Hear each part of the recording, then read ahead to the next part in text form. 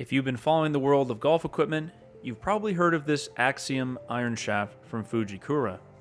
A question about these seems to slide into my DMs about once every 30 seconds. The people want to know, is this just very good marketing, or is there actually something special being offered here? Now, Fuji would tell you that VeloCore is now in an iron shaft for the first time, and that's what we should really be excited about. What the hell is that, you may ask? Let's just say it's an extremely well-made, high-performance shaft that passes the bite test. Now, when you read the price, you might be slightly sad. But let's find out if the performance might make you glad. I'll be testing it against my own Project X LS steel shaft. Let's get some baseline numbers, shall we?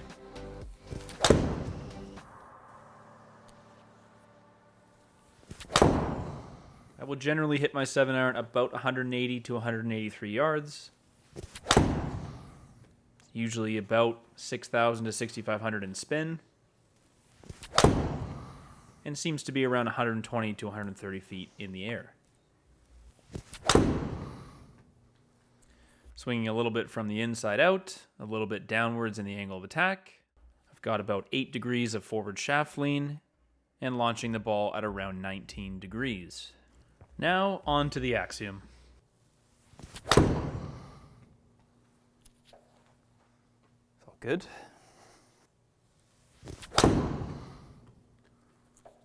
Also felt good.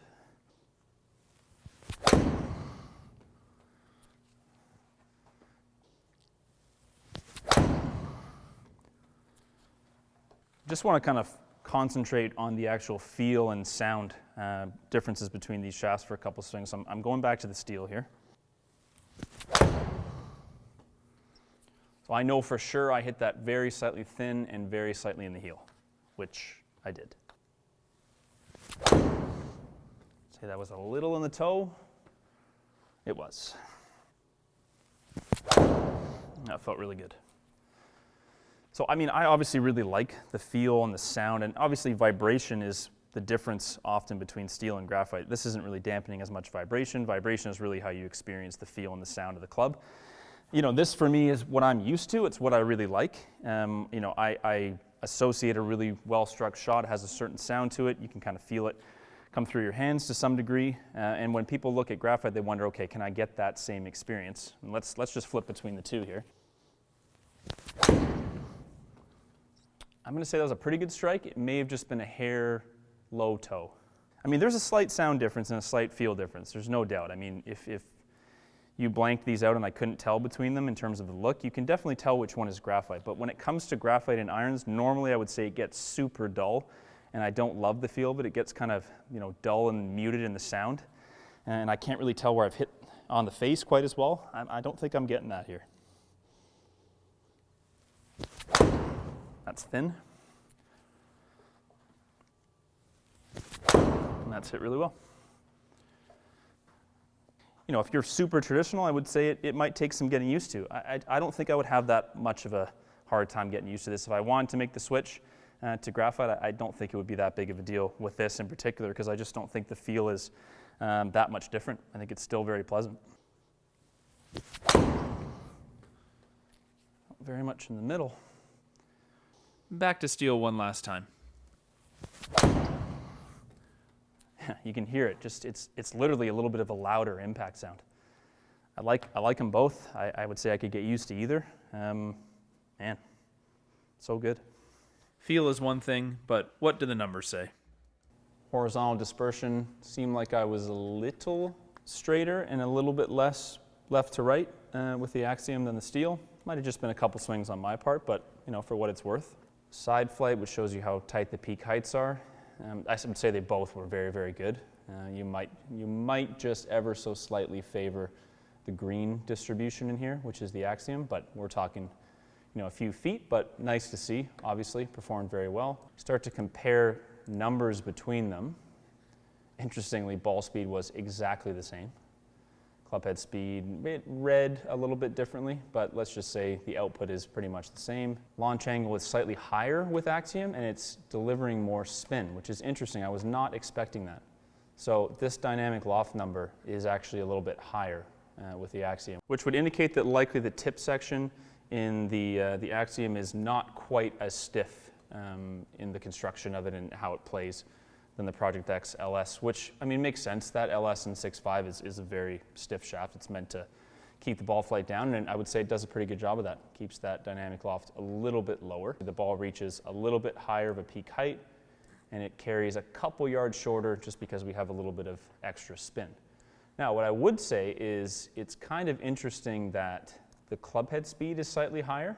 The dynamic loft is slightly higher, because I would wonder now if I'm really happy with how the shaft is controlling strike location. So this is a new metric that Foresight has. In square millimeters, the average strike area on the face. 24 square millimeters with Project X, 17 square millimeters with the Axiom. So obviously that's basically saying that my impact area was a little bit tighter. My strike control was a little bit better with the Axiom, which is kind of what the point of it is supposed to be. If I look at face control, so face to path, the standard deviation indicates how much is that varying from shot to shot. They're very similar, maybe just the tiniest edge towards the Axiom there. Within 0.1 is effectively the same though, let's be fair. And same with dynamic loft, they're both very tight, just ever so slightly tighter there with the Axiom in terms of how much it varied. I would say this is performing extremely stable. It's offering me as much accuracy as the Project X is, but what it is seeming to offer is a little bit more, let's just say for our purposes, a little bit more kick, a little bit more speed and pep down by the ball, which is adding a little bit of dynamic loft that I don't necessarily need, but I do like the extra speed. So the question is, what if I were to take a little bit of dynamic or static loft away from the 7-iron? This is a 34-degree 7-iron in the T100. And I pop on a T150 that's 32 degrees and keep the shaft exactly the same with the Axiom. Can I get the same amount of stability and accuracy, and I've got plenty of peak height? Can I drop the loft a little bit, get the ball speed up a bit more, and maybe actually hit this 7-iron, let's say closer to, 187, 188 carry? That would be nice. That does sound good. Let's see if it actually happens.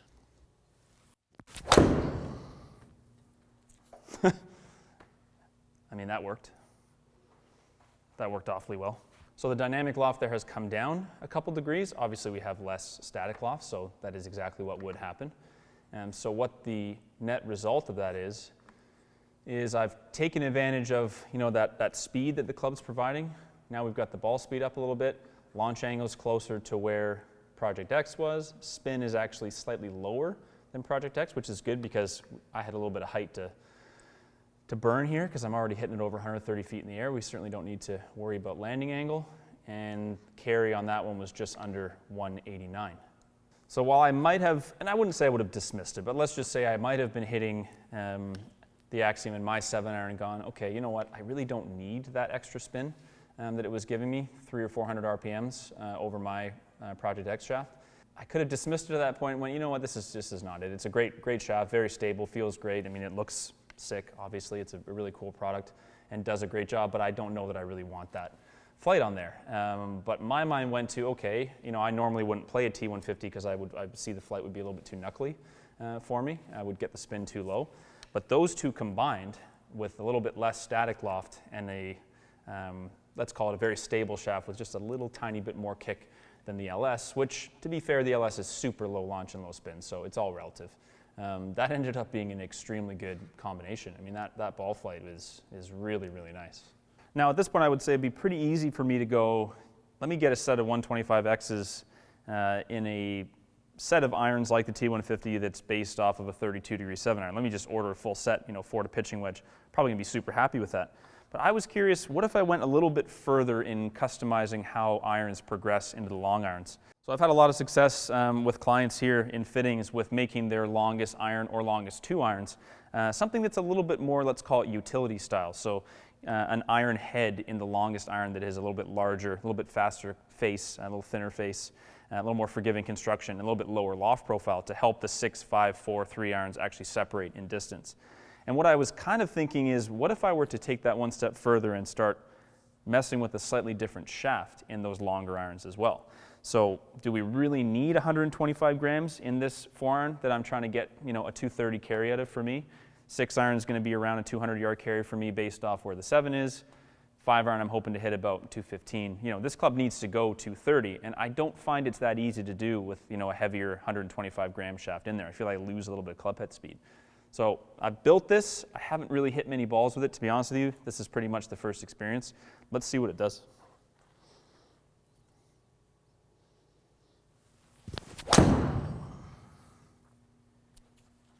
It's thin. I'll take it. 227. Take it for a thin one.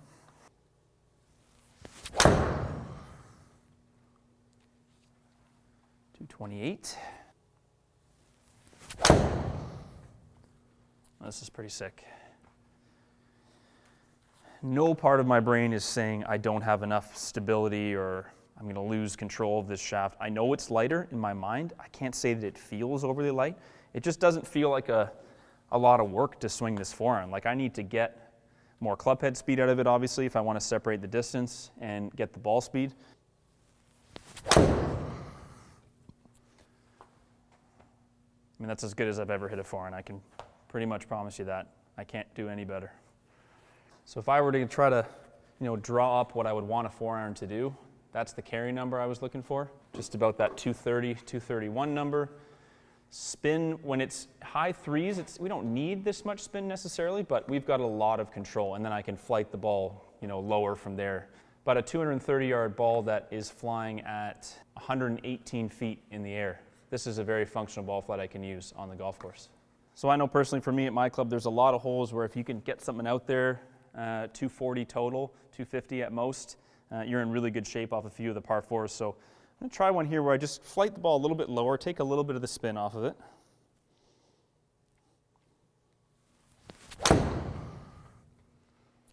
And it feels really good. Touch less spin, touch more speed, carried a little bit further. That would be a great tee shot for me on a bunch of different holes. And then if I need to hit it into a par 5 green, I want to land that thing really soft from 230.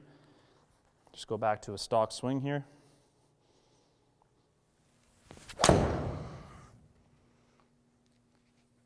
Even hit that slightly thin, to be honest, but it's an awfully good result. A little bit in the heel and a little bit thin. Result was great. So having tested that, going back and forth a few times, back to my own shaft that I use, back into the Axiom a few times, into the longer irons, it's extremely good. I mean, it is extremely good, and it should be, because it's obviously not cheap. So I think the conversation is, obviously for me, this performs really, really well. It fits me as good as anything does. I'm super happy with it. I don't know that I need to change, but when it comes to this, it's a conversation for me personally where I would think, okay, what if I built a set of irons a little bit differently? So less traditionally lofted, with a shaft that offers me a little bit more pop to it, and I combine those two for something that I can really control well, but I do hit a little bit further. It makes a really nice combination for me. And that's the kind of thing where if you were in a fit, you kind of have to decide whether, is there an advantage here for me? Do I have some wrist and elbow issues? Do I want some of that vibration dampening? Do I want something that's still very stable, but I can go to graphite? Or even if I don't have any of those issues, which to be honest with you, I don't at the moment, are there other reasons why a build with this type of a graphite shaft would actually offer me a lot of performance? And there's definitely going to be categories and scenarios where that's going to be the case. So it is an expensive product, obviously. In the custom build world, it's going to cost you $120 a shaft. But to be fair, if you're having a custom built from scratch set of irons, if you're not buying them, ordering them from the manufacturer where the shafts are included, you're going to spend, $60, $70 on this Project X steel as well. So yes, it is very expensive, but if you're going down the full custom build route, relatively, it actually is more like a $50 or $60 jump up from some of the other stuff. Now, compared to me getting these built directly from Titleist, where this shaft's only $20 extra and a bunch of other shafts are $0 extra, sure, it's a big jump. But I would say if you're looking for the absolute best when it comes to graphite in irons, I've definitely never tested anything better. I would say it is about as good as anything I've tried. And I think when set up correctly and set up in a way that offers you a little bit more performance, it could actually be something quite special.